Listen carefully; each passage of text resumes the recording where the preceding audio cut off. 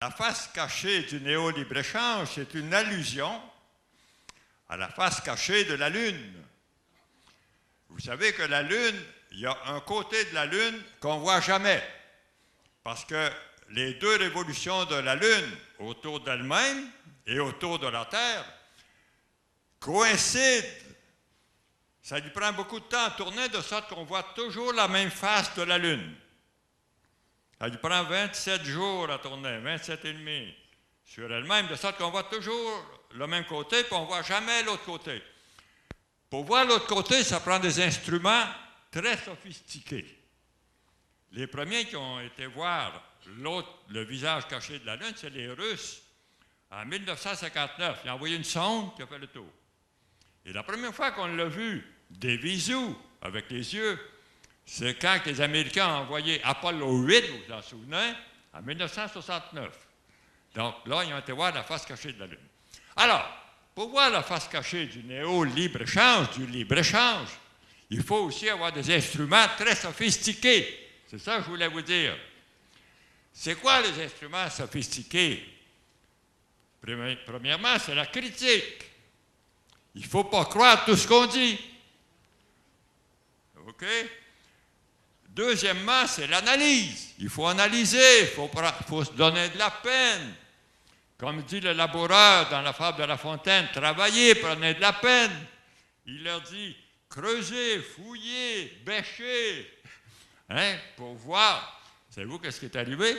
C'est que les fils, ils ne vendaient pas la terre des parents. Alors, ils ont creusé, ils cherchaient le trésor, puis finalement, c'est à force de bêcher, la terre s'est mise beaucoup plus productive. Alors, la même chose pour nos esprits. Okay? Quand on se met à analyser, c'est pour ça qu'on reste jeune comme vous autres. L'esprit continue à fonctionner, continue à produire comme la terre qu'on remue. Alors, un autre instrument sophistiqué, c'est l'histoire. Se rappeler. On va en faire un petit peu d'histoire, là.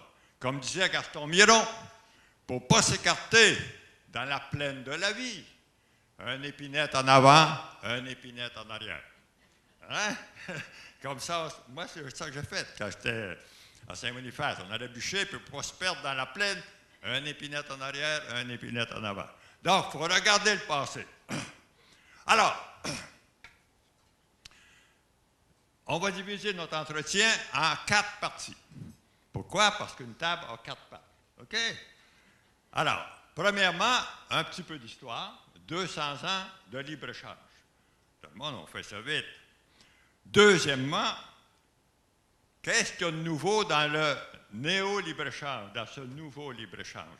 Donc, c'est 2. Troisièmement, un petit peu d'actualité. On va parler de Trump et de la renégociation des grands traités que l'ALENA. Et quatrièmement, les effets pervers du néo-libre-échange. Est-ce que c'est bon ou c'est pas bon? Tous les politiciens nous disent que c'est bon. C'est pour ça qu'on voit toujours la même face du libre-échange. Hein? On ne va pas voir en arrière. On écoute ce que les politiciens nous disent. Justin Trudeau dit pour la classe moyenne. La classe moyenne, c'était pas vrai pour la classe moyenne. Ça, tout le monde serait riche aujourd'hui. Le haut libre-échange existe depuis 30 ans. Ah, il dit pas enrichi la classe moyenne. Bon. Et puis après, on fait une conclusion. Que faire? Parce que, après avoir décrit tout ça, pour pas que je sois responsable, qu'il y en a d'entre vous qui tomberaient dans une profonde dépression, alors on va regarder le côté positif, comme il y en a beaucoup d'entre vous, paraît-il, qui travaillent pour changer ce système. Alors, premier point, souvenez-vous, un petit peu d'histoire. 200 ans de libre-échange. Ça fait 200 ans que ça existe. Le libre-échange, c'est quand la puissance dominante dans le monde dit aux autres pays, ouvrez vos frontières pour qu'on aille écouler nos produits. OK? Pour qu'on aille investir. Donc, c'est ça. C'est toujours la puissance dominante qui fait la promotion du libre-échange dans le monde. Alors, dans notre monde, depuis 200 ans, il y a eu 3 sortes de libre-échange, puis un autre qui est en germination. Le premier, c'était l'Angleterre. Vous vous souvenez? Au milieu du 18e siècle, là, 1840, 1846, l'Angleterre dominait dans le monde entier. Le soleil ne se couchait jamais sur l'Empire britannique. Il ne se couchait pas, le soleil de l'Empire britannique ne se couchait plus sur le Québec non plus. Il régnait sur le Québec. Alors, donc, devenu un empire mondial, l'Angleterre s'est mise à faire la promotion du libre-échange pour dire aux autres, ouvrez vos frontières. C'est une grosse entreprise, ça a duré 20 ans, qui faisait des conférences. En 1840, par exemple, une organisation organisait 800 conférences. C'est un bel exemple pour vous autres, ça. Alors, pour faire la promotion du libre-échange, ils ont publié des millions de feuillets, de tracts, etc. Et c'est en 1846 que là, ils ont supprimé la loi sur les grains, on appelait ça les corn laws, qui existaient depuis 200 ans. Ils protégeaient leur économie avant, leur industrie laissante, leur agriculture. Ils ont été assez riches en 1846, qui ont cru bon, là, d'ouvrir leurs frontières, mais à condition que les autres les rouvrent aussi. Alors, donc, premier libre-échange promu par l'Angleterre. Deuxième, c'est quand? Deuxième libre-échange. Avec la Deuxième Guerre mondiale, les États-Unis sont devenus la première puissance du monde. Première puissance industrielle, première puissance commerciale. L'Angleterre était au fond du gouffre, bombardée, détruite. Alors, là, après la guerre, les États-Unis ont fait la promotion du libre-échange. Ça a commencé de fait en 1941, en plein pendant la guerre. Roosevelt et Churchill se sont rencontrés au nord de Terre-Neuve sur un bateau. Et puis là, Roosevelt a dit à Churchill, la protection de votre précaré, de vos colonies, tout ça, les colonies des empires, c'est fini, c'est fini. Churchill là, est venu rouge comme un coq. Hein? Il dit, c'est pour moi qui va assister à la destruction du British Empire. Roosevelt, il dit, c'est ça que ça. Hein? De sorte que les États-Unis ont pris l'initiative. Maintenant, Roosevelt a dit, maintenant, ça ne reposera pas sur les empires, sur l'occupation militaire. Les relations économiques vont être fondées sur le commerce libre. Pauvres ou riches, petits et grands, tout le monde a commerce libre. Vous voyez le germe d'un nouveau libre-échange. Alors, donc, c'est après la guerre, les États-Unis sont mis en frais. Et puis, en 1948, ils ont créé le GATT, le General Agreement on Tariff and Trade, c'est-à-dire, pendant ce temps-là, les Nations Unies existaient déjà. Alors, les États-Unis ont commencé, les autres aussi. Après la guerre, tout le monde voulait réorganiser l'économie dans le monde. C'est pour ça qu'il y a eu la Banque mondiale, le Fonds monétaire international. Et puis, les Nations Unies se sont mis en frais de créer l'Organisation internationale du commerce. Une grosse réunion à La Havane, tout ça, après la guerre. Mais les États-Unis, ils ne voulaient pas que ce soit les Nations Unies qui s'occupent de ça. Ils ont court-circuité. Ils ont fait une réunion à Genève avec une vingtaine de pays, puis ont créé le GATT.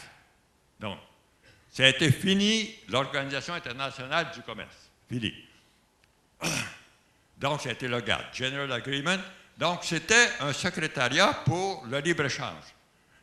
Le libre-échange des biens seulement. OK? Donc, la libre circulation des biens. Entre en vigueur en 1948. Alors, le GATT, c'était un secrétariat provisoire. Comme tout le monde n'était pas là, ça va être un secrétariat provisoire. Et comme c'était provisoire, ils ne l'ont pas fait approuver par les parlements. Aucun parlement a approuvé le GATT. C'était provisoire. Ça a été provisoire pendant 50 ans. Okay? Jusqu'à temps que ça soit remplacé par l'Organisation mondiale du commerce. En 1994. L'Organisation mondiale du commerce. 1995. OK? Bon. Alors, voilà. Deuxième libre-échange conduit par les États-Unis. La libre circulation des biens. Troisième, dans les années 1980, c'était qui la puissance dominante? Les États-Unis, plus les compagnies transnationales, les Transnational Corporations. C'est eux autres qui sont en arrière de ça. La Business Roundtable des États-Unis, c'est eux autres qui ont poussé les États-Unis, Ronald Reagan, au début des années 80, à instituer un nouveau libre-échange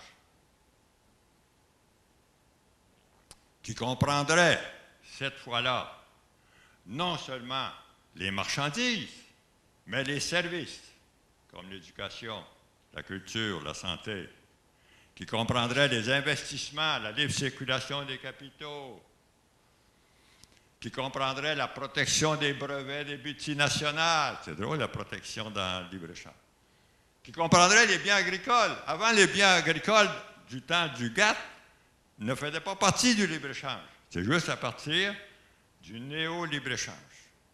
Donc, la puissance dominante dans les années 80, c'était les États-Unis avec les Transnational Corporations, les compagnies transnationales. Des fois, on les appelle les compagnies multinationales. C'est mieux de les appeler transnationales parce que ça veut dire qu'ils sont au-dessus des nations. De ces temps-là, on entend parler beaucoup du GAFA, le Google, Apple, Amazon, Facebook, ajoutons Netflix, ajoutons Microsoft. Donc, tout ça, c'est des compagnies transnationales, ils ne payent pas d'impôts. Ils sont transnationales, ils surplombent les États. Donc, c'est ça le néo-libre-échange. On va en parler un petit peu plus tantôt. 2018. Il y a un dragon qui pointe à l'horizon. C'est qui? C'est la Chine. C'est pour ça qu'on va en parler tantôt. Là, les Américains sont un petit peu affolés. OK? Bon, voilà. Donc, il y a une autre sorte de libre-échange parce que à Davos, cette année, là, où se rencontrent tous les businessmen et les grands politiciens, alors là, c'est Xi. Il s'appelle Xi, c'est facile à retenir, le président chinois qui est allé défendre le libre-échange. Trump, il est contre un peu, il ne sait pas où il va. Alors, les Chinois, ils ont dit non, non, non, le libre-échange. Bon, c'est drôle, un parti communiste, ils sont pour le libre-échange. Bon, fini le premier point, qui faisait partie d'un survol 200 ans de l'évolution du libre-échange dans le monde, arrivé au néo-libre-échange, qui est notre époque à nous. Alors, deuxième point, qu'est-ce qu'il y a de nouveau dans le libre-échange actuel? Sauriez-vous me le dire? Je vais vous le résumer dans quelques mots. En 3 points, 4 points, parce qu'il y a une table à 4 pattes. Alors, premier point, ce nouveau libre-échange est globalitaire. Vous voyez que je fais une contraction de 2 mots, totalitaire et global. Le nouveau libre-échange est globalitaire, c'est-à-dire qu'il englobe tout dans le marché. OK? Les biens, les services, les investissements, les capitaux, la propriété intellectuelle, l'agriculture, toutes les ressources de la planète englobées dans le marché maintenant. Tout est marchandise. Même la vie humaine. On appelle la life industry. N'est-ce pas? C'est ça. On peut commercialiser les brevets sur la vie. Tout est dans le néo-libre-échange. Ce n'est pas encore tout arrivé, ce n'est pas encore accompli, parce que ça prend du temps à revirer à virer le monde à l'envers, quand on est habitué de voguer dans ce sens-là. Donc, mais il ne lâche pas, depuis 30 ans. Il ne lâche pas. Un autre petit point. Comme ici au Québec, là, une petite partie du système de santé, puis une autre petite partie, les CLSC vont disparaître, les groupes de... C'est ça. Bon, alors, donc, premier point, Qu'est-ce qu'il y a de nouveau dans le néo-libre-échange? Il y a une globalité dans le sens qui englobe tout. Et deuxièmement, dans le sens qui englobe toute la planète.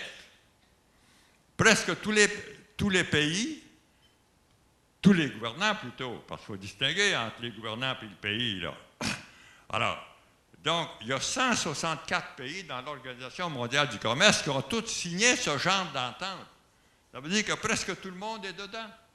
Même les pays pauvres d'Afrique, là, hein, qui c'est carrément contre les pays pauvres, ils signent pareil. Hein? Les dirigeants politiques, ils nous font croire que c'est bon, que c'est bon, que c'est bon. Alors, c'est une grande moutonnerie. Hein? Le Burkina Faso, étant donné que le Mali est dans ça, nous autres, on ne sera pas là, on va avoir de la quétaine. Alors, ils signent, les autres aussi. Puis là, il y en a 164 dans le monde, il y a 200 pays avec le Vatican, là. Donc, il n'en reste pas beaucoup. Tout le monde est rentré dedans. C'est incroyable. Incroyable. Puis c'est bon. Hein? Les économistes nous disent que c'est bon, les politiciens disent que c'est bon. Y a-t-il moyen d'avoir la vérité? Des fois, découragé. Bon, alors, réveillons-nous. Donc, premier point, globalitaire, divisé en deux. Deuxième point, ce néo-libre-échange ne veut pas seulement supprimer les barrières tarifaires, c'est-à-dire supprimer les barrières, là, les douanes aux frontières. Il veut supprimer les barrières non tarifaires, c'est-à-dire les règlements dans les pays qui s'opposent au libre-échange. Par exemple, si au Québec, on fait un règlement pour protéger l'environnement, ils vont dire non, non, non, c'est pas bon ça, parce que ça va, c'est une nuisance au commerce. Puis le commerce, ça, c'est supposé être excellent, ça enrichit tout le monde. C'est absolument faux. Hein? C'est pas le commerce qui enrichit le monde, c'est la production. C'est ceux qui produisent des patates qui enrichissent le monde. Si je prends une poche de patates puis je vous la vends, donc c'est toujours une poche de patates. Si vous la vendez plus cher, vous, bon, ben ça va être encore une poche de patates, donc ça ne fait pas plus de richesse, mais ça fait plus d'argent. Okay. Bon, alors, donc, supprimer les réglementations et législations qui nuisent à la libre circulation des biens, des investissements, etc. C'est pour ça que quand on construit un grand métro, un nouveau système à Montréal, ils sont bâtis en Inde parce qu'ils ont été obligés de faire un appel international où c'est le meilleur marché. Bon. Hein? La déréglementation. Alors pourquoi ça? Dans le nouveau libre-échange, il y a 4 règles. Vous marquez le chiffre 4, là, c'est facile à retenir. Il y a 4 règles disciplinaires. Hein? 4 règles qu'il faut observer quand on est dans le libre-échange. Premièrement, déréglementation ou non-réglementation, c'est-à-dire le moins de règlements possible qui pourrait nuire au commerce. Premier point, première règle, déréglementation. Il faut déréglementer, c'est-à-dire non réglementer, réglementer le moins possible. Il faut réglementer pour protéger la propriété privée, ça oui. Mais pour la circulation des biens, il faut déréglementer. Deuxième point, privatisation. Merci beaucoup. Privatisation, c'est-à-dire pour élargir le champ des investissements toujours. Donc, l'éducation, par exemple, c'est un immense champ d'investissement. La santé, pourquoi qu'on va laisser ça au public? Donc, il faut peu à peu convertir ça au privé. Ça prend du temps d'ébolir un édifice, mais ils ne lâchent pas. Hein? Ils mettent une dynamite là, dans un petit coin. Oups, ce coin-là va aller au privé. Oups, il y en a déjà beaucoup au Québec, c'est dans le privé. Okay? Donc, deuxième point, privatisation. Troisième, libéralisation, c'est-à-dire ouverture des frontières. Ouvrez vos frontières, ouvrez vos frontières. Quatrième point, flexibilité du travail. C'est-à-dire, pour qu'on puisse faire de l'argent, il faut que les ouvriers en gagnent le moins possible. Il faut que les salaires soient le plus bas possible. C'est pour ça que depuis une trentaine d'années, les salaires stagnent. Hein, c'est si difficile. On dit, il n'y a pas d'argent, il n'est pas capable. Regardez, toutes les banques actuellement, là, chaque année, font 15 % de profit, 25 %. C'est effrayant. Puis, tandis que les salaires augmentent de 2 % sur 10 ans, tout ça, avec l'inflation, c'est presque rien. Donc, flexibilité du travail. Et comment qu'on peut obtenir ça? Ah, vous travaillez pour Olimel, hein, pour transformer les cochons, là. Vous voulez avoir des plus gros salaires? Ben, vous voulez s'installer au Mexique, hein? Ou en Chine, même chose. Hein? Donc, la menace de délocalisation, la déréglementation fait que la délocalisation est facile. Donc, si les ouvriers sont trop exigeants, on va déménager. On va s'en aller. On va s'en aller au Mexique. On va aller établir notre usine au Mexique. Bon. Alors, donc, il y a 4 points pour ça. Le but de tout ça, ces 4 points-là, c'est que l'État soit de moins en moins intervenant, c'est-à-dire que ça prend un État fort, mais pour maintenir des infrastructures, protéger la propriété privée, protéger l'ordre public. Ça prend la police, ça prend... OK? Bon. Donc ça, il faut que l'État paye. Mais l'État social, c'est ça pour qu'il prenne le moins de place possible, pour laisser de la place aux vrais intérêts, aux vrais hommes d'affaires. Hein? C'est comme ça que tout le monde va en profiter, qu'ils disent. Bon. Comment est-ce que c'est possible que tout ça arrive? Hein? Qu'on accepte tout ça, là, où on est rendu aujourd'hui? Tout ça est appuyé par une puissante idéologie qu'on appelle le néolibéralisme. Hein? Le néo-libre-échange est le fils du néolibéralisme. Le néolibéralisme, c'est une idéologie, c'est une manière de penser. C'est quoi une idéologie?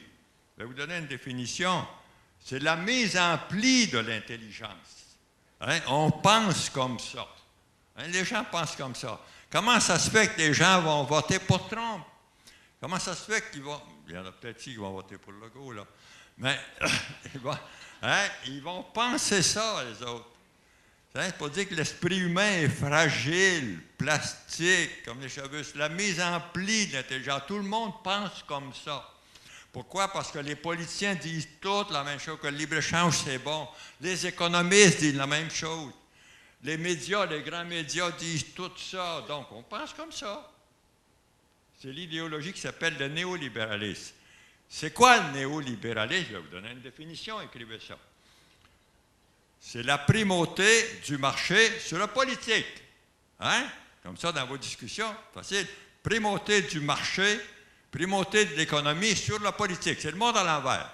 Hein? La politique, c'est supposé d'être le secrétariat du bien commun, l'État.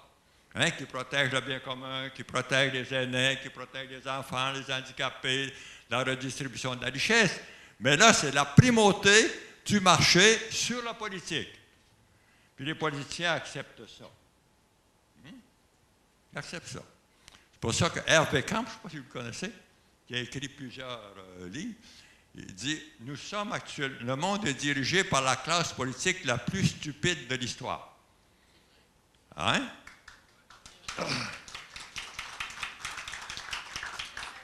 Ouais. Oui, c'est stupide. Regardez, on voit que la dégradation de l'environnement actuellement, donc c'est notre planète qui est en jeu, c'est l'humanité elle-même. C'est effrayant, là. Des nouvelles, il y en a depuis une vingtaine d'années, puis ça empire toujours. Les glaciers fondent, on les voit tomber. Ils continuent, ils ont tous signé à Paris. Ils arrivent ici, ils font le contraire. Regardez, ils descendent des sables bitumineux, c'est l'énergie la plus polluante, alors que c'est plein d'énergie dans le monde qu'on pourrait accepter. Rien qu'avec l'éolien, on pourrait fournir tout le Québec. Plus on a l'hydroélectricité, plus on a le soleil. Bon. C'est fatigant, ça. Bon. Alors, donc j'ai fini mon deuxième point. Le deuxième point, c'était qu'est-ce qu'il y a de nouveau dans le libre-échange. Troisième, l'actualité. Hein? On voit aujourd'hui que le libre-échange est contesté. Pas par n'importe qui. Par les États-Unis. ceux qui ont mis en branle le néo-libre-échange, c'était un président des États-Unis, vous vous souvenez de Reagan, hein? Ronald Reagan, en 1985, à Québec, hein? Il a annoncé l'ouverture des négociations Canada-États-Unis. C'était le premier traité de néo-libre-échange. Le Canada a servi de cobaye. Tout le monde était contre ça, le libre-échange, avec les États-Unis au Canada. Tout le monde était contre ça. Mais Mulroney est allé jouer au golf avec Reagan, qui l'a convaincu. Même Mulroney à l'élection, hein, quand il a été élu en 1984, il dit « Parlez-moi pas du libre-échange. » Hein, il dit « Borden a été battu par ça, là, par le libre-échange qu'il voulait faire avec les États-Unis en 1910, je pense. » Il dit « Il arriverait la même chose. » Alors moi, il dit « Contre le libre-échange. » Il est arrivé là, une fois au pouvoir. Alors, Reagan l'a rencontré, il a annoncé, le Canada a servi de cobaye pour élaborer le premier traité de néo-libre-échange. Après, ils ont englobé le Mexique dans ça. Donc, le libre-échange nord-américain, l'accord de libre-échange nord-américain, l'ALENA. Donc, c'est Reagan qui a poussé ça. C'était la Business Roundtable des États-Unis qui sont allés frapper à la porte de Reagan, qui ont dit qu'il faut ce nouveau libre-échange qui va permettre la privatisation des services, la circulation des capitaux, la décolonisation, tout ça. Donc, c'est Reagan qui a accepté ça, avec Mme Thatcher, qui l'appuyait.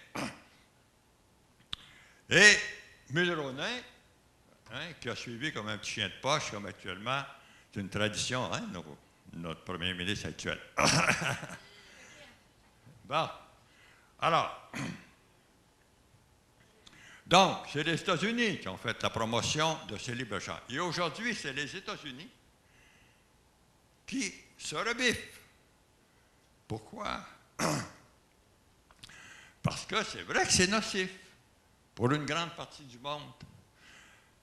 Dans la course à la chefferie aux États-Unis, dans les primaires, vous vous souvenez du nommé Bernie Sanders, hein, que lui était contre le libre-échange. C'est un type de gauche qui était contre le libre-échange, et Trump, qui était contre aussi, un type de droite, mais pas pour les mêmes raisons.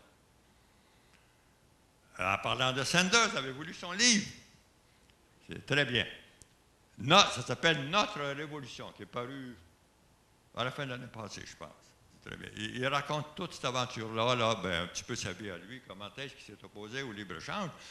Il montre comment est-ce que c'est mauvais pour les ouvriers américains. Les États-Unis ont fermé, depuis le libre-échange, il y a 60 000 usines qui ont fermé aux États-Unis, depuis l'ALENA jusqu'à aujourd'hui, parce qu'il y a eu beaucoup de traités de libre-échange après, là. Il y a des libre-échanges régionaux, bilatéraux, il y en a au moins 1 millier, là. Ça enseigne toute la planète maintenant. Tout le monde fait des traités de libre-échange. Et il y a 4,8 millions d'ouvriers qui ont perdu leur emploi aux États-Unis. Donc, c'est pour ça que Sanders était contre. Il dit le libre-échange, ce genre de commerce international n'est pas bon. Si ça fait du tort à tellement de monde. Puis Sanders a dit c'est évident, si c'était fait pour les compagnies transnationales qui en profitent, il y en a d'autres qui en perdent. Hein? Donc, voilà. Donc, maintenant que les États-Unis, j'appelle ça renégocier le néo-libre-échange avec un géant affolé. Hein? Les États-Unis, Trump, il ressemble à... c'est pas un chien perdu dans un jeu de quilles, là, Trump, là. Ça veut dire qu'il y a une grande partie des Américains qui ont vu aussi ça. Puis c'est pour ça qu'il a été élu, lui, parce qu'il a pris la part des gens qui étaient affectés. Alors, et puis le libre-échange commence à être remis en cause aussi un peu partout dans le monde. Les gens commencent un petit peu à se réveiller, comme l'Angleterre, qui sont sortis de là avec le Brexit. Et il y a beaucoup de pays d'Europe là, qui versent dans le populisme, c'est-à-dire c'est pour s'opposer au libre-échange dont la Commission européenne fait la promotion. Les plus libre-échangistes au monde, néo-libre-échange, c'est la Commission européenne. Les autres, là, ils ne lâchent pas. Alors, donc, c'est pour ça qu'il y a beaucoup de pays de l'Europe de l'Est, la Pologne, la Hongrie, tout ça, c'est des gouvernements de droite pour s'opposer à ce genre de libre-échange. Donc, ça fait verser le monde dans la dictature jusqu'à un certain point. Alors, mais les États-Unis, eux autres, savez-vous ça? Ils ont toujours été à la fois protectionnistes et libre-échangistes. Mais plus protectionnistes que libre-échangistes. Ouais. Parce que les autres, il y a seulement que le pays le plus puissant qui peut faire ça. Ils exigent des autres qui ouvrent leurs frontières, libre-échange. Puis les autres, quand ça fait leur affaire, ils la ferment. Même du temps d'Obama, Buy American. Hein? Là, il fallait que les municipalités, pour avoir des subventions du fédéral aux États-Unis, achètent local. Donc là, c'était du protectionnisme. Alors, c'est quoi qui fait que les États-Unis sont les deux à la fois? Ils sont aux deux, eux autres. Mais ils ne permettent pas que les autres en fassent autant. Alors, il y a le fameux article, la loi 301 qui a été promulguée en 1984. Vous voyez, juste au début du néo-libre-échange. Une loi qui dit que si les intérêts américains sont en jeu, les États-Unis, peu importe les traités qu'ils ont signés, ils vont aller contre ce traité. Hein? Ils peuvent faire des lois, promulguer des décrets qui sont contre le traité. C'est la fameuse clause 301 qui a toujours été plus sévère à mesure que le libre-échange avançait. Ça s'appelle le Super 301. C'est écrit dans mon livre. Vous irez voir ça, c'est tout bien détaillé, toute l'histoire de ça, dans le néo-libre-échange. OK? Comment est-ce que les États-Unis sont... Et puis, à la fin du compte, ils sont toujours plus protectionnistes que libre-échangistes sans que ça paraisse. D'abord, quand c'était l'Angleterre qui faisait la promotion du libre-échange, les États-Unis ont toujours été protectionnistes. C'est grâce à ça qu'ils se sont développés. Hein, ils ont protégé leur agriculture, leurs industries naissantes, tout ça, jusqu'en 1945. Les États-Unis étaient protectionnistes. Et après, ils sont allés aux deux. Quand c'est limitant de dire aux autres, ouvrez vos frontières, ils ont fait des lois qui font en sorte qu'ils se protègent quand ça fait leur affaire. C'est pour ça qu'il y a d'autres articles de loi aussi que Trump, dernièrement, il met des tarifs là, sur l'acier et l'aluminium. Des forts tarifs, là, 25 puis 10 sur l'aluminium. Alors, protectionnistes, mais ils l'ont toujours été. À la fois protectionnistes et libre-échangistes. Alors, et qu'est-ce qui affole aussi le géant américain? Il y a ça, c'est les contradictions du libre-échange. C'est la Chine. La Chine qui monte à l'horizon. Et le but de la Chine, du nouveau président qui est là depuis 5 ans, et c'est lui qui est allé à Davos au mois de janvier, là, qui a dit « Le libre-échange, c'est bon, écoutez, les États-Unis protectionnistes, ça ne marche pas, ça. Il faut le libre-échange. Hein? Un libre-échange promu maintenant par la Chine, parce que le but de ce nouveau président, le président à vie, un nommé Xi, facile à retenir, alors, c'est de venir reprendre la place de la Chine comme première puissance du monde. L'empire du milieu, comme c'était avant que les Européens deviennent les plus puissants du monde, c'était la Chine qui dominait en tout. Hein, la route de la soie, c'est la Chine qui a inventé la poudre à canon, les assiettes, là, comment on appelle ça, la faïence, tout ça, les Chines étaient beaucoup plus avancées dans toutes sortes de choses. Alors, mais ils ont été forcés, hein, par du temps d'Angleterre, là, ils leur faisaient la guerre. Ils ont même été en guerre pour imposer à la Chine d'ouvrir leurs frontières en 1850, 60, la guerre de l'opium, là, par exemple, pour les obliger à acheter de l'opium. Pas seulement de l'opium, mais toutes les autres marchandises que l'Angleterre voulait leur vendre. Donc ça, ils ont dit, quand Mao Tse-tung est arrivé, c'est fini. Puis là, aujourd'hui, ils veulent reprendre la place qu'ils avaient avant. Et moi, je ne suis pas surpris qu'ils réussissent. ils sont unis, ils sont loin derrière les États-Unis.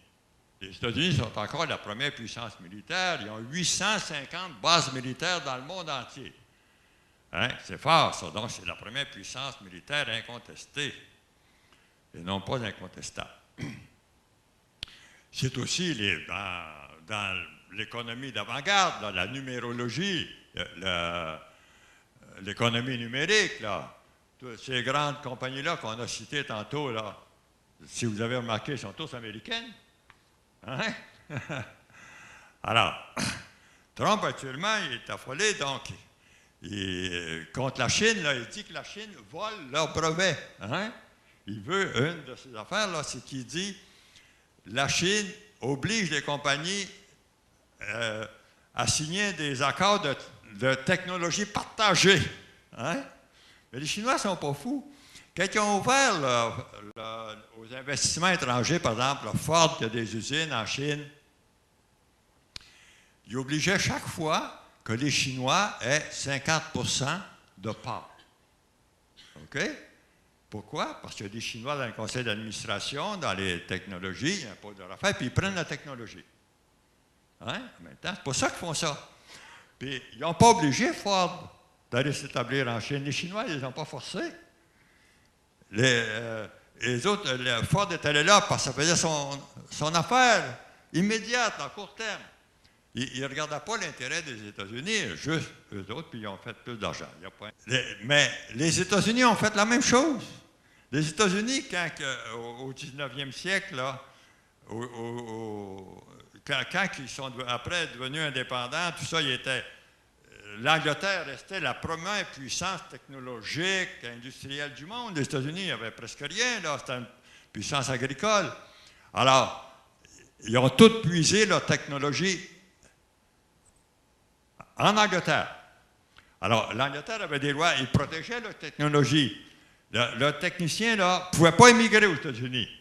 Hein, tous les techniciens, ils ne pouvaient pas non plus importer. Mais les États-Unis avaient des espions. Par exemple, il y a des techniciens, là, ils payaient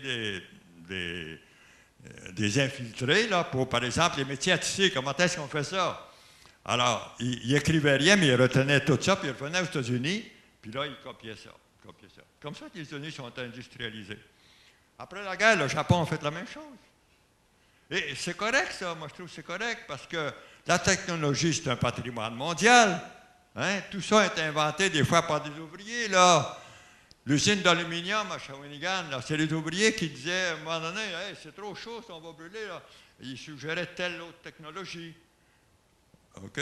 Alors, très souvent, c'est les ouvriers, c'est un patrimoine mondial, ça. Même Newton il a dit, si j'ai pu voir si loin, c'est parce que j'étais monté sur les épaules d'un géant. Hein, d'un géant qui m'ont procédé. Donc, ce qu'a fait la Chine, ce que tous les autres ont fait, puis moi, je ne trouve pas que c'est mal. Mais là, Trump, ça le fâche. Hein? Il n'aime pas ça. Alors, la Chine fait semblant de céder un petit peu. Mais pourquoi que la Chine va pouvoir, à long terme, peut-être pas le temps de notre courte vie, mais peut-être, parce que vous êtes jeunes, vous autres. Alors, parce qu'ils sont unis avec la Russie. Il y a le traité de Shanghai qui a eu lieu, je ne me souviens plus exactement la date, là, il y a une quinzaine d'années, c'est que les États-Unis, l'Europe aussi attaquait la Russie, là, comme ils le font actuellement, là, ils provoquent la Russie, ils le font exprès. Alors, la Russie s'est alliée avec la Chine, se visite régulièrement, les deux présidents. Alors, la Russie, c'est une vieille civilisation technologique aussi, ils vont dans l'espace, tout ça, donc ils passent un peu de technologie à la Chine, la puissance militaire, hein, qui grandit, ils ont du monde en masse. Alors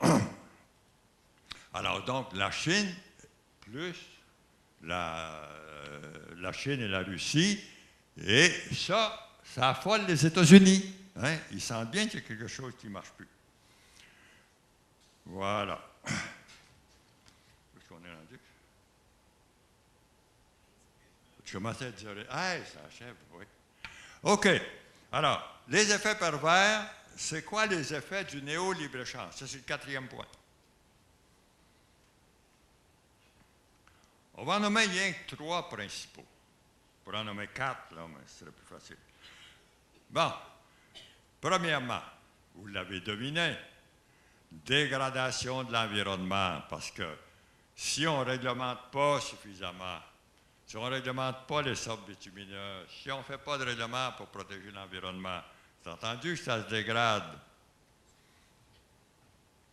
Alors, ça fait déjà depuis au moins une trentaine d'années, depuis les années 80, qu'on a commencé à prendre conscience de la dégradation du climat, par exemple.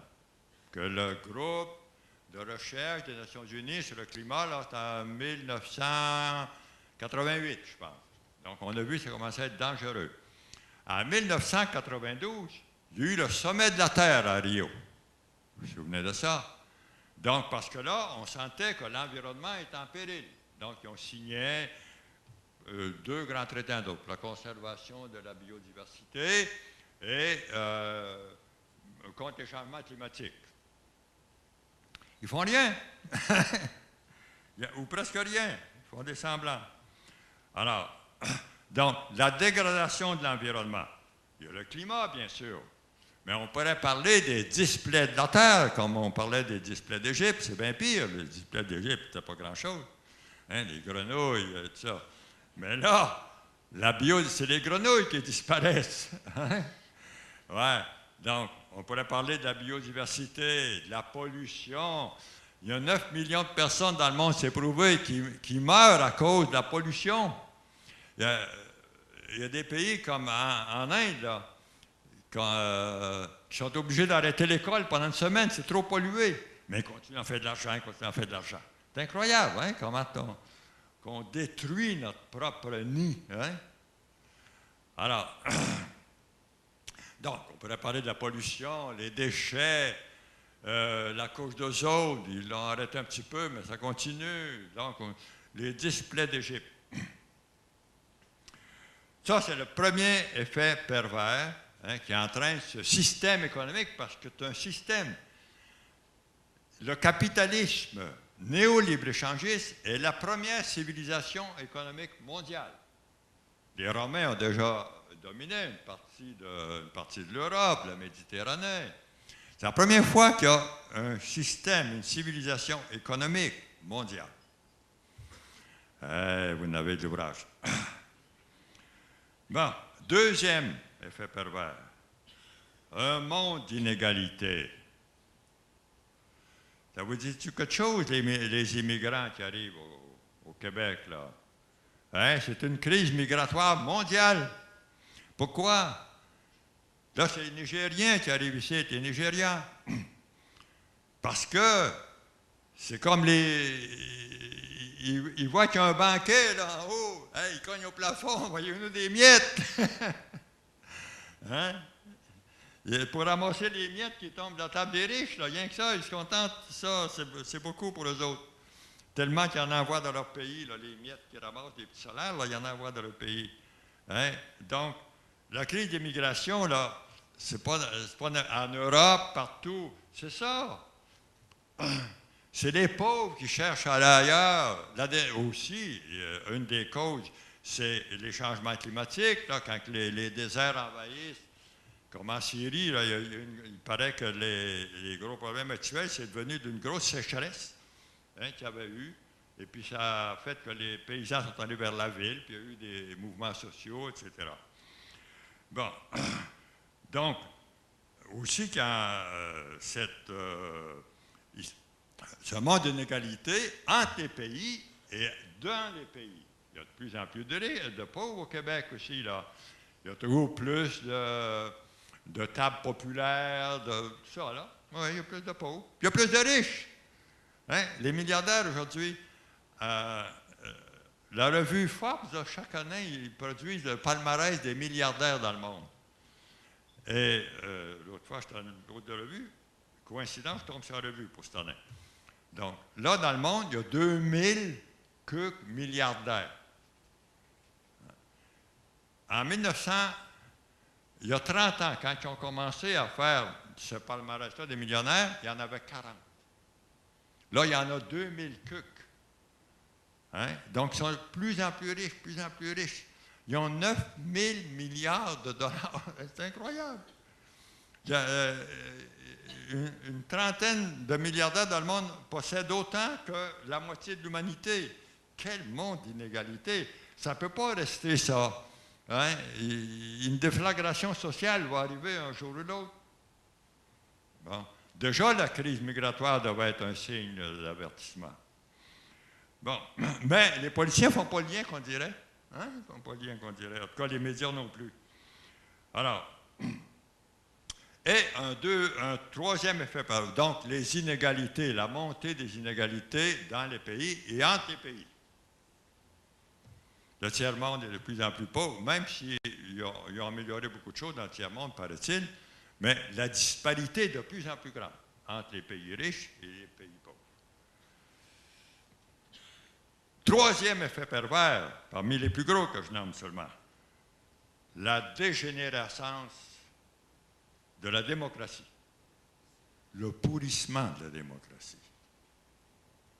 Hein? Comme je disais tantôt, là, le monde n'a jamais été dirigé par une classe politique aussi stupide. Et aussi, comment est-ce que, par exemple, tous les systèmes électoraux, c'est devenu un marketing. Hein? On ne contrôle pas ce qu'on élit, là.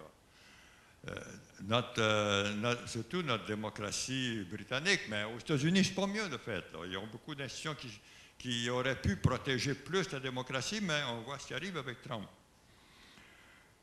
Bon.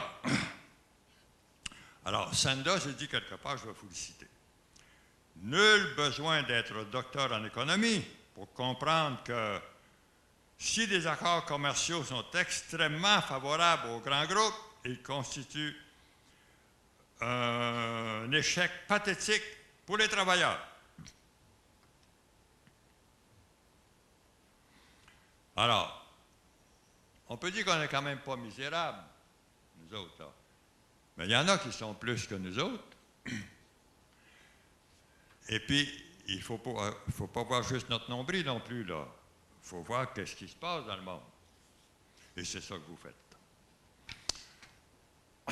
Alors, comme je disais tantôt, après tant de mauvaises nouvelles, j'aurais peur d'être coupable de profonde dépression. Alors, ma conclusion, c'est que faire? Que faire? Que faire? Bon. J'ai remarqué que vous faites un petit peu comme ceux qui ont promu le libre-échange en Angleterre, qui avaient organisé une seule année 800 conférences.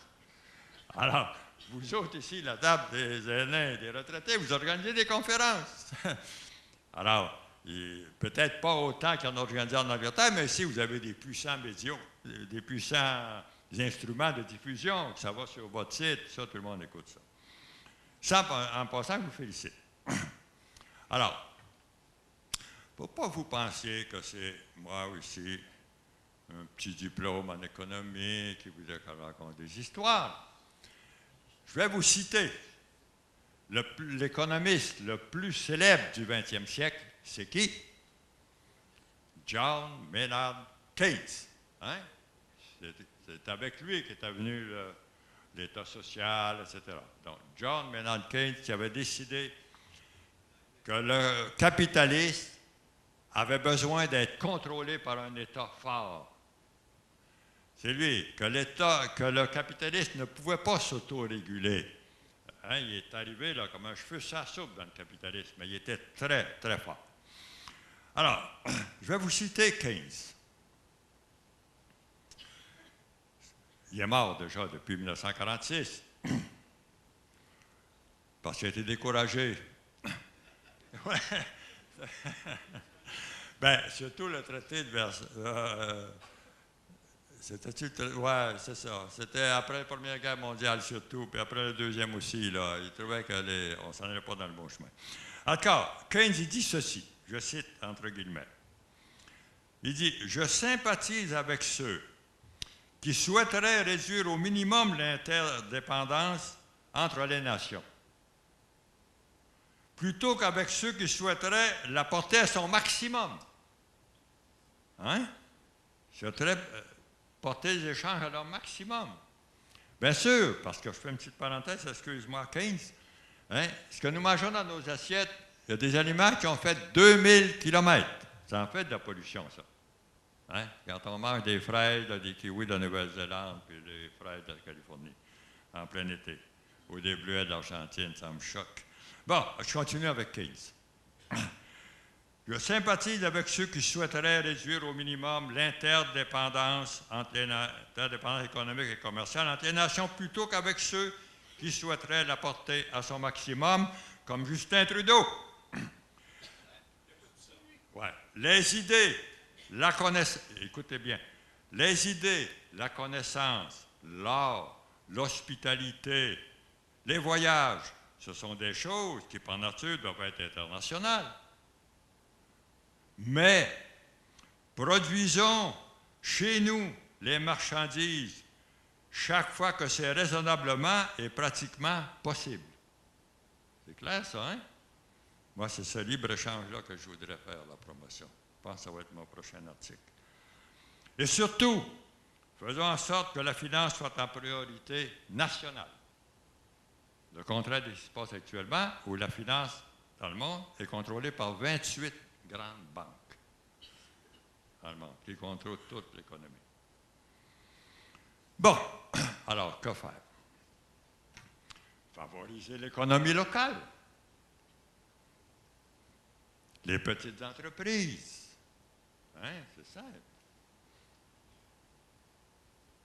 Encourager l'agriculture locale et même l'agriculture urbaine. On pourrait tous avoir un petit potager. Moi, j'ai un petit potager pour les fines herbes seulement. C'était à refaire, comme disait l'autre, là, je l'ai fait plus grand. Mais au moins ça.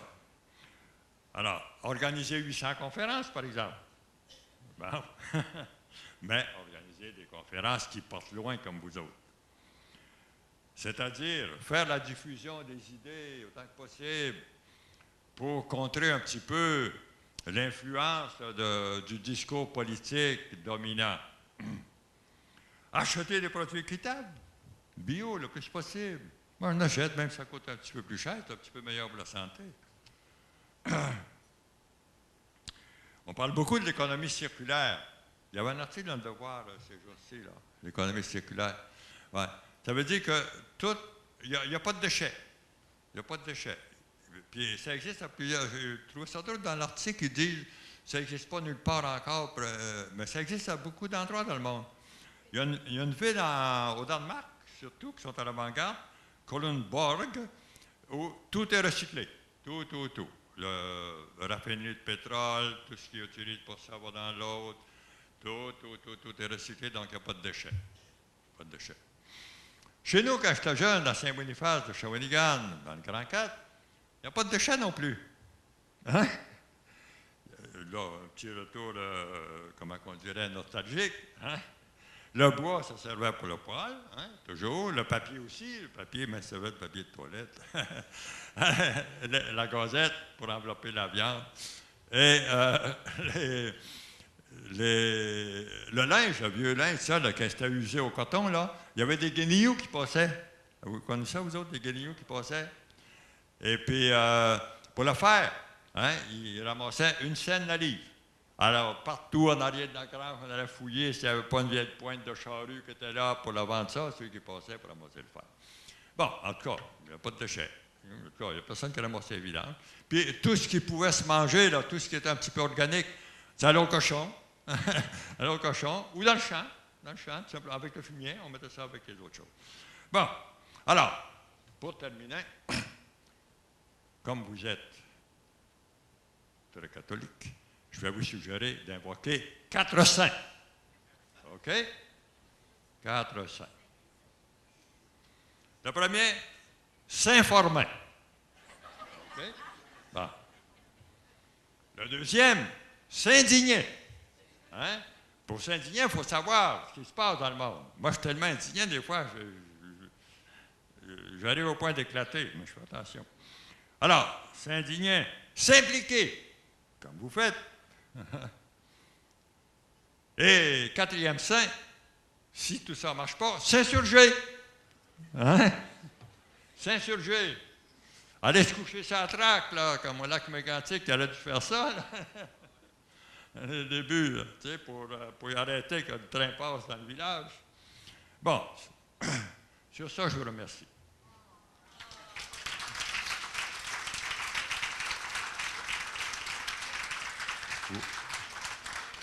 Vous êtes des sympathiques et pacifiques Mauriciens. Oh, maintenant les questions, ça c'est plus embêtant. Bon. Ah. Ben, ouais.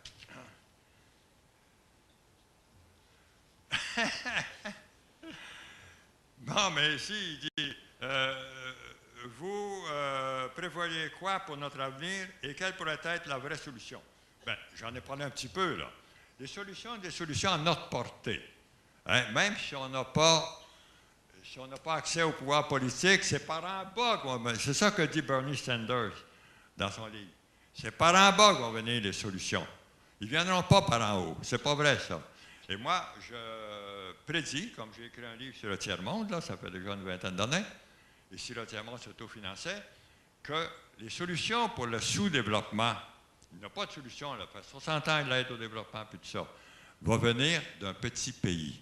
Peut-être pas d'un grand, d'un petit pays. Actuellement, on s'insurge contre...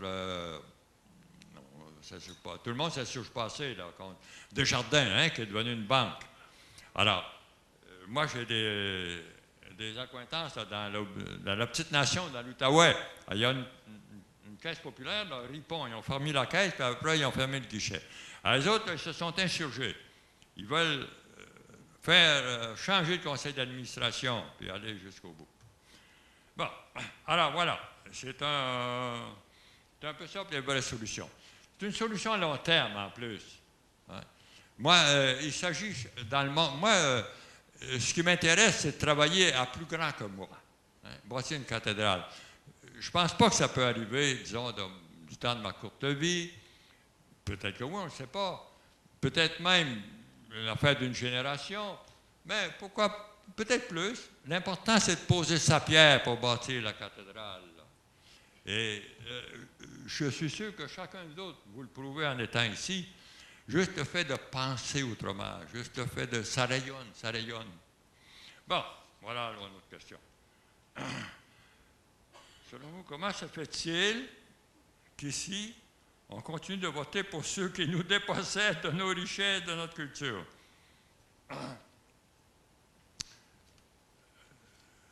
La faiblesse de l'esprit humain. Hein? C'est ça, la mise en pli de l'intelligence par une puissante idéologie. Hein?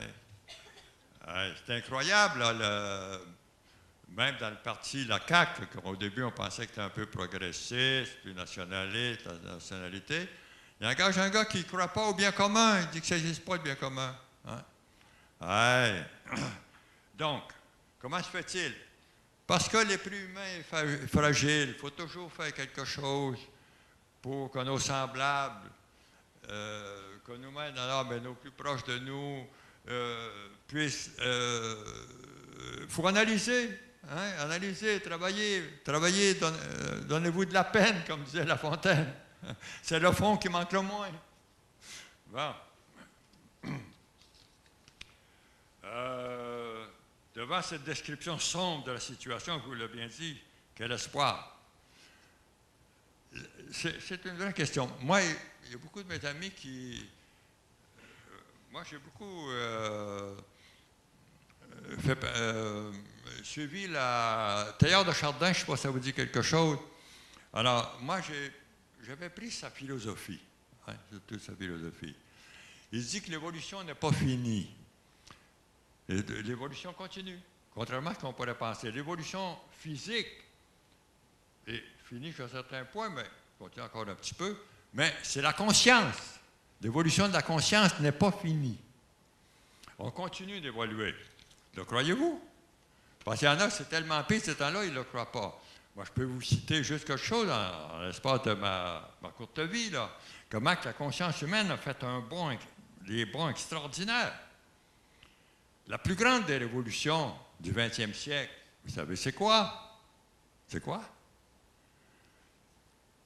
La moitié de l'assistance ici n'était pas des personnes. Hein? Hein? Que les femmes sont devenues égales aux hommes. Tout le monde pensait avant que les femmes étaient inférieures. C'est incroyable, ça. Tout le monde le croyait. Si dans une réunion comme ça, j'avais demandé, disons, en 1940, disons, 50, pensez-vous que c'est vrai? Parce que là, dans ce temps-là, il n'y avait aucune femme qui était juge, aucune femme qui était dans les banques, aucune femme qui était députée, etc. Alors, je pose la question, pensez-vous que c'est vrai que les femmes sont inférieures aux hommes, au point de vue intelligence, au point de vue dignité? Pensez-vous que c'est vrai? Alors, là, tous les hommes auraient levé la main. Alors, aujourd'hui, s'il y en a encore qui pensent ça, ils ne lèveront pas la main parce qu'ils auraient trop peur.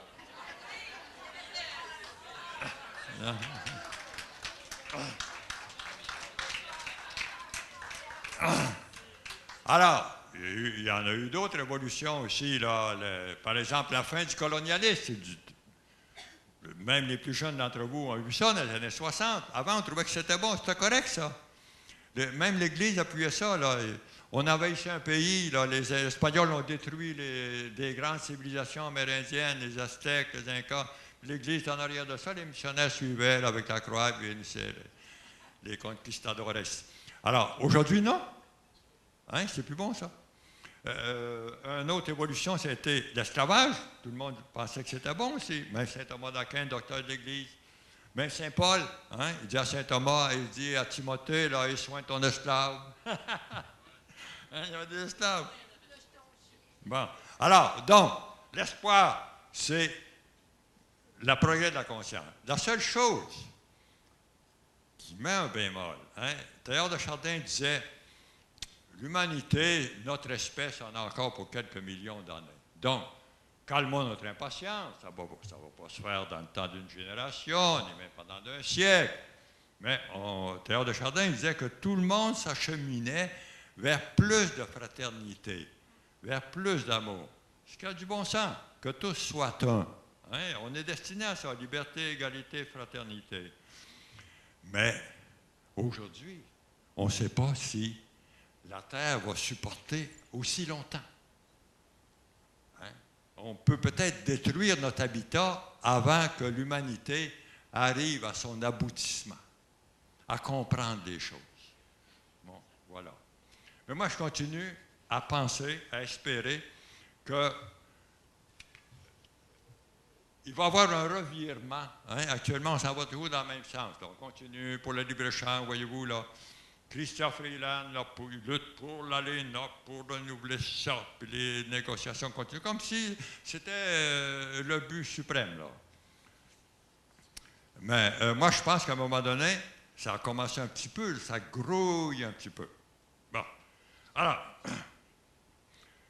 les États-Unis ne savent plus où donner de la tête, ne trouvez-vous pas? Bien sûr, c'est pour ça que j'ai intitulé une de mes affaires, là, renégocier l'ALENA avec un géant affolé.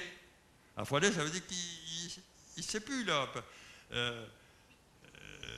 Grant est contre l'ALENA, mais il dit non, non, non, je ne suis pas contre. Il dit, hein, il est affolé. Il s'est retiré, l'accord transpacifique, il s'est retiré de ça. Bon, fini. Là, maintenant, il dit, oui, il dit, peut-être que si ça devient bon, là, si des meilleurs thèmes pour les États-Unis, là, on va rentrer nous autres aussi. Hein? Il est affolé. Puis c'est pour ça que Trump, là, c'est pas juste quelqu'un là, qui vient... il représente les États-Unis quand même, là. Hein? Si les États-Unis l'ont élu, et puis qu'il l'endure comme président, pour moi, sûr qu'il va finir son thème, pas sûr. Bon, alors... Autre question. Si les gens ensemble de l'Afrique, non, si les gens, exemple de l'Afrique, veulent aller ailleurs, c'est parce que le pays est riche, sont allés piller leurs ressources, oui, et faire dégrader leur situation et corrompre leurs dirigeants, Sinon, ils seraient restés chez eux. Ben, vous avez tout à fait raison, madame. Hein? C'est vrai, ça.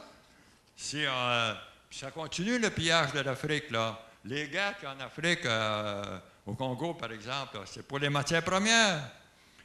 Hein? Il y a un grand groupe de scientifiques qui avait été étudié sur le terrain. Il a fait un rapport là, pour une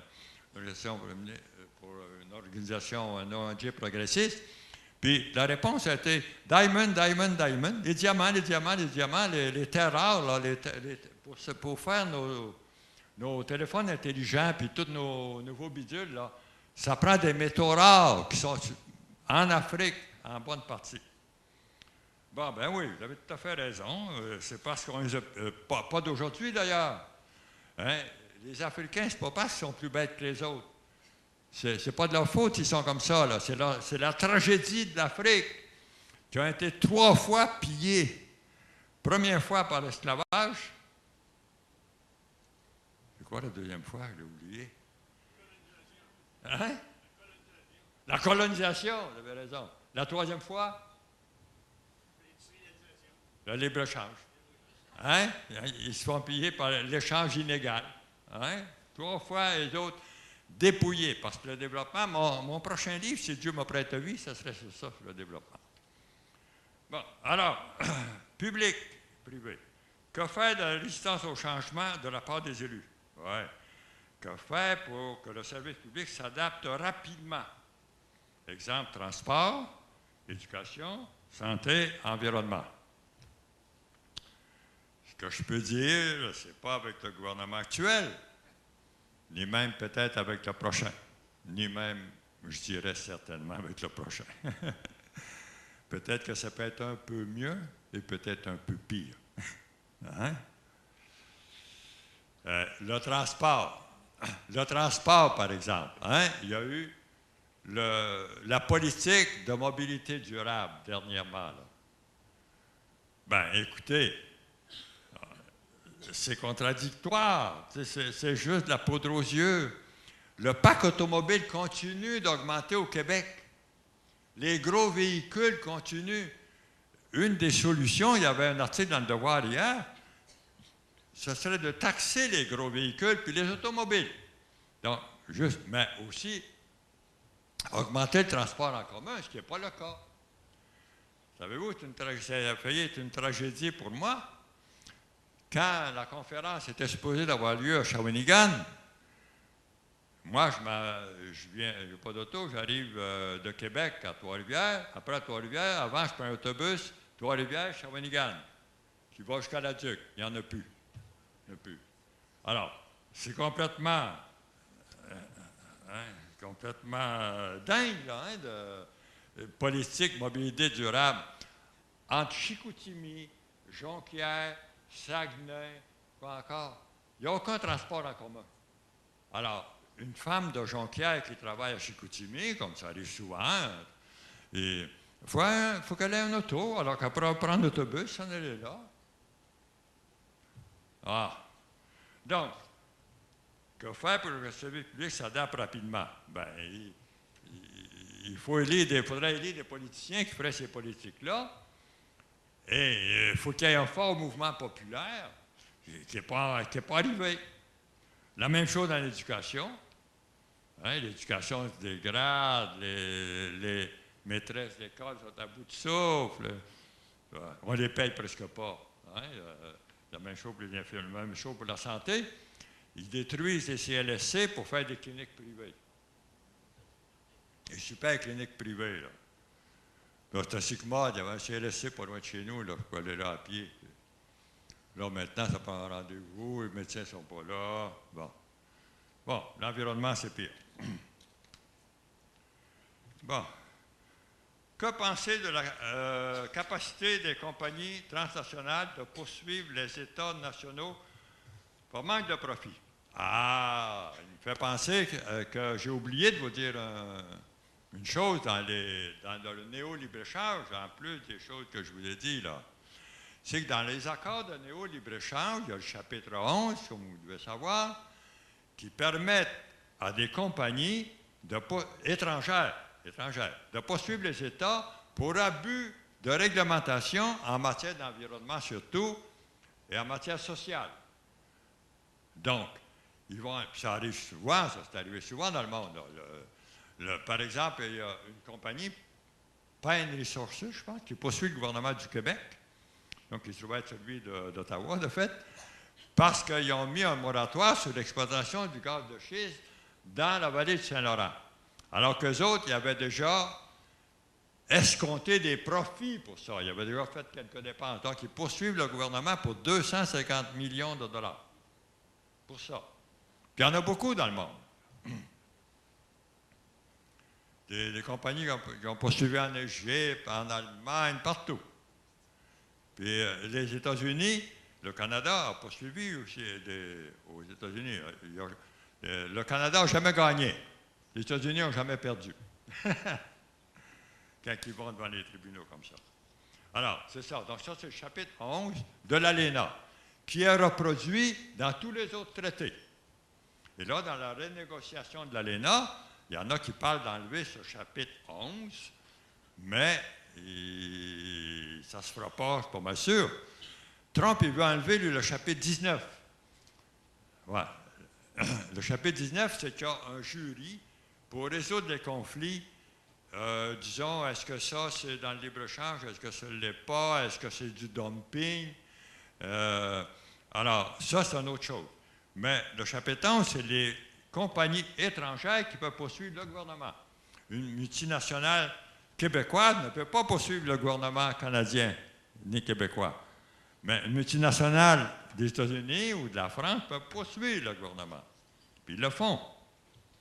Alors, très souvent, les compagnies ne le font pas juste par crainte d'être poursuivies, parce que ça entraîne des pertes énormes. Là. Ça prend des armées d'avocats pour que le gouvernement se défende, tout ça.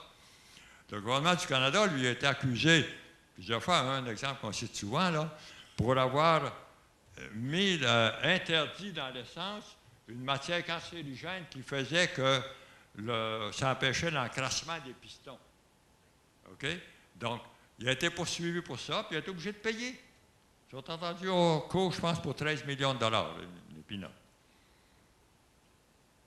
Bon, on arrive à la fin, je pense, mais là, la question la plus difficile, il y en a un autre que penser de la capacité de compagnie transnationale de poursuivre. Ah oui, c'est ça. Donc, la plus difficile de toutes.